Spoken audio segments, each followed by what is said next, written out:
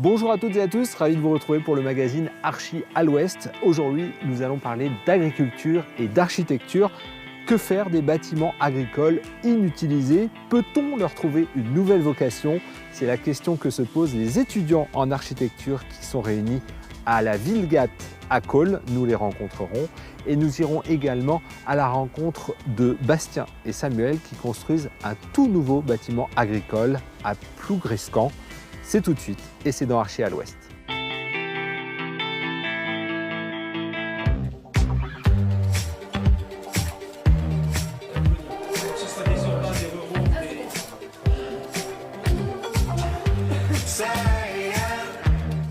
Nous sommes toujours sur le site de la Villegatte ici à Cosne en compagnie de Catherine Ranou. Bonjour Catherine. Bonjour. Alors avec les étudiants qu'on vient de voir, vous avez investi ce lieu.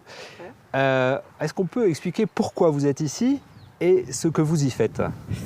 Alors c'est une histoire qui date de 2013 et c'est le maire de cette commune qui a vu une exposition qu'avaient fait des étudiants de l'école d'architecture de Bretagne à l'époque sur la question du devenir des exploitations agricoles qui fermaient en Bretagne. Voilà, donc il a vu cette exposition. Et il nous a dit, mais moi j'ai une exploitation agricole que la commune a achetée pour ses terres, pour une déviation, etc. Qu'est-ce qu'on peut faire? Et nous, en tant qu'enseignants, ça nous a intéressés parce que c'était un bâtiment finalement public et que c'était une commune et qu'on allait pouvoir se poser la question de comment ça peut redevenir un espace public collectif. Il y a quelques années, on aurait dit on rase tout. C'était l'époque des 30 Glorieuses où on a de l'argent, on peut voilà. Mais là, on est plutôt dans des questions de comment on peut plutôt d'économie, comment on peut faire avec l'énergie des habitants, l'énergie des étudiants, des enseignants quand même aussi un petit peu. Et puis, qu'est-ce qu'il y a comme ressources dans une exploitation agricole, même si elle vient juste de fermer, quelles sont les ressources? Parce qu'il faut signaler que pour reconditionner des bâtiments comme ça, qui sont aussi fabriqués avec de l'amiante, ça coûte très très cher. Ah oui. Donc il faut en faire quelque chose. Alors, quelles sont les idées? Qu'est-ce que pourrait devenir ce site Catherine? Ah oui, alors là, c'est plutôt aux étudiants qu'il faudrait poser la question parce que nous, on ne fait que mettre en place finalement comme un terrain de jeu et à partir de là, ils font des propositions. Alors il y a eu pas mal de choses. Il y a surtout cette question par exemple du lotissement. Qui est quelque chose qui est autour des villages et qui prend des terres agricoles. Donc est-ce qu'une exploitation agricole qui n'est pas trop loin du village ne peut pas devenir, il y a déjà des plateformes, on a déjà pris les terres agricoles il y a longtemps pour faire ces bâtiments. Est-ce que ça ne peut pas être une proposition alternative, par exemple, au lotissement? Est-ce qu'on ne peut pas avoir des agriculteurs qui ont besoin peut-être de moins de terres et qui peuvent, avec une culture alternative intensive aussi, pourquoi pas, la permaculture par exemple c'est de l'intensif finalement, avoir à la fois leur logement, leur lieu de transformation, leur terre. Il y a des étudiants qui ont proposé une piscine, mais qui serait une piscine en phytoépuration. Les projets, les étudiants en architecture en ont sans doute beaucoup. Oui. Après, il y a l'acceptation. Il faut que la population... Et vous travaillez beaucoup là-dessus. Déjà, tous les étudiants, la plupart, sont logés chez les habitants. Donc ça, c'était vraiment la condition, c'est qu'ils aillent dans le tissu local et que chaque famille ait un peu son étudiant en architecture. Et après, on se dit, et on leur dit, les gens que vous questionnez ont raison. On n'arrive pas en disant non, vous avez tort et on va vous montrer comment il faut faire. Non, s'ils disent ça, c'est qu'il y a une réelle raison et il faut comprendre. Ça vient de leur métier, ça vient de leur culture, de quoi ça vient. Voilà. L'idée, c'est aussi que la réalisation se fasse en lien avec la population? Alors, en lien avec la population, avec les étudiants. On part d'un modèle, par exemple, qui est assez connu, qui est Rural Studio, qui fonctionne avec les étudiants. Donc, l'idée, c'est de petit à petit, donc par une méthode, on va dire, d'incrémentation. C'est Lucien Kroll, un architecte qui a beaucoup parlé de l'incrémentation. C'est qu'à chaque fois, chacun va rajouter un petit quelque chose pour faire avancer le projet. Donc, c'est pour ça, on n'a pas un timing vraiment déterminé, on n'a pas des objectifs. Enfin, l'objectif, c'est quand même que ce soit habité, bien sûr. Mais donc, voilà, donc on rajoute à chaque fois. Donc, c'est un petit peu aussi au fil de l'eau. Qu'on va faire le projet. Catherine, merci beaucoup. Merci. On sait qu'en plus la Bretagne, vous connaissez bien parce que vous habitez juste à côté, dans le département du Finistère. Attention, à 1h30 d'ici quand même. Merci beaucoup. On va continuer justement la découverte de ce projet en compagnie de Didier Pidou du CAUE 22.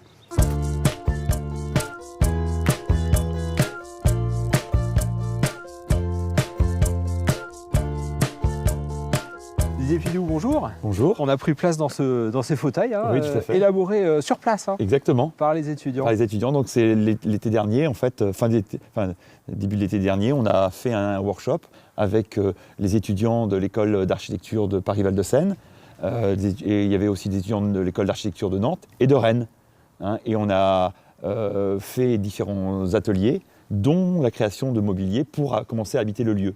On a eu beaucoup d'étudiants, là, puisqu'on a eu quand même 220 étudiants qui sont passés sur le site. Donc beaucoup de matière grise, quoi. Voilà, et qui ont produit beaucoup de matière grise, des maquettes, des plans, et ces éléments, maintenant, on est dans une phase où on essaye de voir comment la faisabilité financière et économique. Vous qui êtes paysagiste, souvent, la critique qu'on fait aux bâtiments agricoles, c'est de ne pas être très bien intégré au paysage. Et pourtant, ici, vous avez choisi de les maintenir parce qu'il faut aussi accepter cet héritage qu'on a de cette agriculture des années 60-70 qui a produit beaucoup de bâtiments.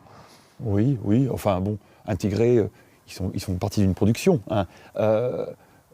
Moi je dis toujours, la vieille ferme avec son étable dans lequel on fait sa salle à manger et sa cuisine, ça choque personne de dire qu'on va manger dans une étable, quoi, hein.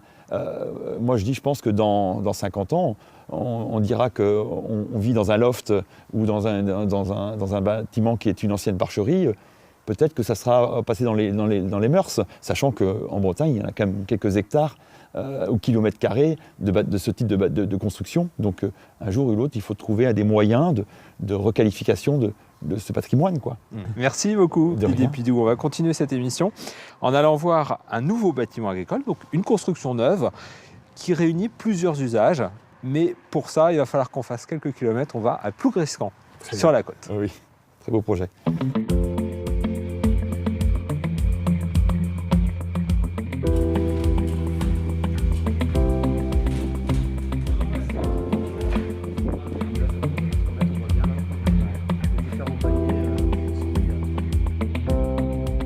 Nous sommes à la ferme des Hautes-Terres à Plougrescant en compagnie de Bastien Moreau. Bonjour Bastien. Bonjour. Alors Bastien, la ferme des Hautes-Terres, c'est un projet avec plusieurs activités agricoles dans ce même bâtiment. Est-ce qu'on peut expliquer un peu quel est votre projet ? Oui, donc en effet, c'est un projet à deux, c'est un GAEC. Donc avec mon associé Samuel Gauthier, on a décidé de se lancer dans l'agriculture et biologique. Et donc on a deux ateliers, une activité pain, donc faire pousser nos céréales pour faire de la farine et faire du pain dans un four à bois. Et un atelier de vaches allaitantes, donc des vaches à viande, avec des vaches de race écossaise, des Highland Cattle, d'où le nom de la ferme des Hautes-Terres.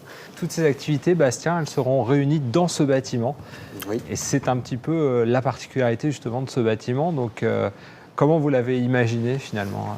Du coup, nous, on avait une contrainte technique liée au pain, enfin la meunerie, donc pour la transformation du blé en farine.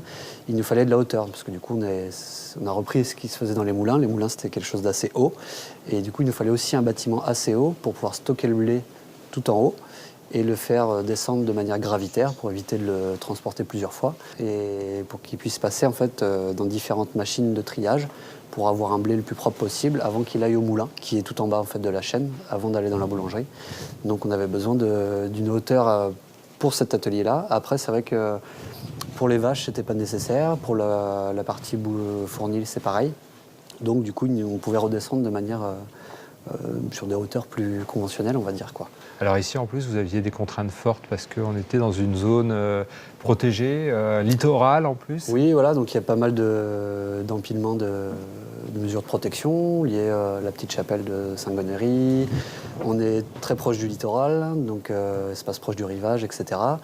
Donc du coup, on a fait le choix de travailler avec une architecte pour nous aider sur ces contraintes techniques et aussi pour la réalisation du bâtiment, pour qu'il s'intègre le mieux possible dans l'environnement, quoi. Bastien, quand est-ce qu'on pourra savourer le pain du fournil des Hautes-Terres et peut-être agrémenté d'un steak? Oui, on espère au mois de juin normalement, être prêt pour cet été. Donc on a pas mal de finitions à faire encore, ce qui est le plus long. Et les vaches, le premier bœuf, on espère en 2018, quoi. Peut-être un peu plus tôt, on verra, mais voilà, courant 2018. Bon, on vous souhaite de bonnes finitions. Pour notre part, on va continuer cette émission à la rencontre de Blandine Housset, l'architecte qui a signé justement le dessin de ce bâtiment.